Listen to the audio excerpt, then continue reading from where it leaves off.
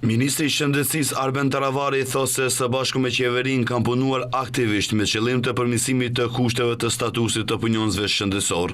Taravari tha se me rritjen e fundit lineare prej 2500 denar për të gjithë të punësuarit në sektorin publik shëndetësor kanë bërë edhe një hap të madh përpara.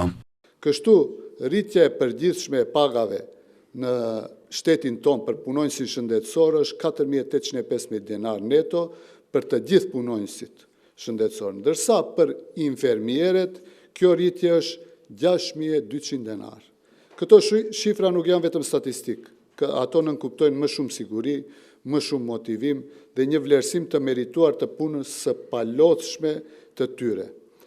Paga mesatare në sektorin e shëndetësisë tani arrin rreth 50200 denar. Ndërkaq, drejtori i Fondit të Sigurimeve Shëndetësore Sasha Klekovski njoftoi se me rritjen lineare prej 2500 denar, paga më e ulët në shëndetësi është diku mbi 27000 denar, ndërsa sqaroi edhe se si është rritur paga minimale në shëndetësi gjatë 5 viteve të fundit.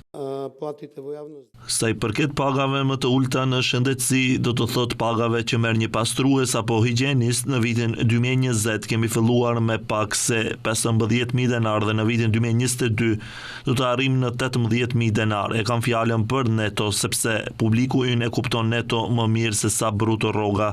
Tani është rreth 27000 denar, që do të jetë relativisht më e lartë se paga më e ulët e përcaktuar në nivel vendi.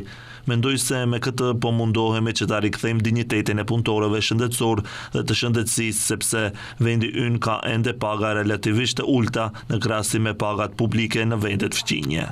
Klekovski rikujtoi se rritja lineare është e rezultati i bashkëpunimit të Ministrisë së Shëndetësisë, Fondit të Sigurimeve Shëndetësore dhe sindikatave dhe bëri të ditur se ky bashkëpunim do të vazhdojë edhe në periudhën e ardhshme.